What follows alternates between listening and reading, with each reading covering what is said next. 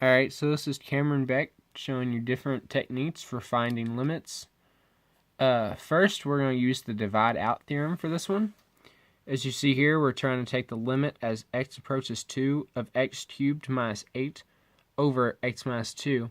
And we can't use direct substitution here because that would give us 0 in the denominator. So what we have to do is we have to divide the functions by each other. So we have x cubed minus 8 divided by x minus 2. So we start and we see how many times x can go into x cubed, so x squared, and then multiply x squared by 2, so we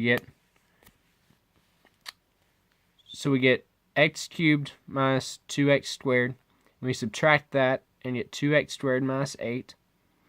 So then we see how many times 2x squared goes into x, hence the 2x, and multiply that by 2, so we get 2x squared minus 4x, and subtract that, leaving us with 4x minus 8, and x goes into 4x 4 times, and 4 times 2 is 8, subtract that and we get 0, so that means x minus 2 is a factor of x cubed minus 8.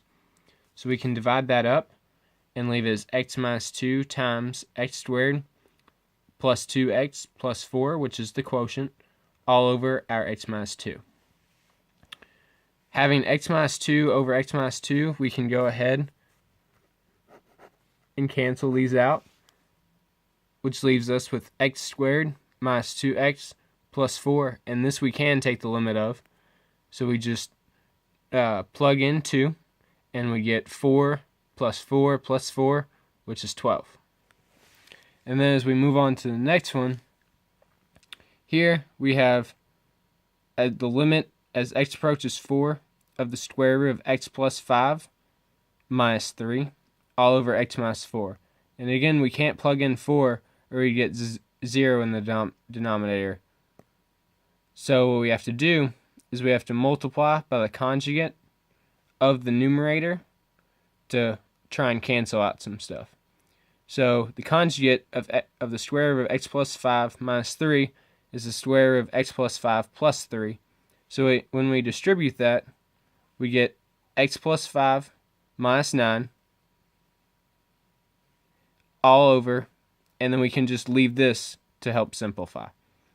So when we simplify the top, we get x minus 4, and when we leave the bottom here, so that way we can cancel out our x minus 4's, which leaves us with 1 over the square root of x plus 5 plus 3.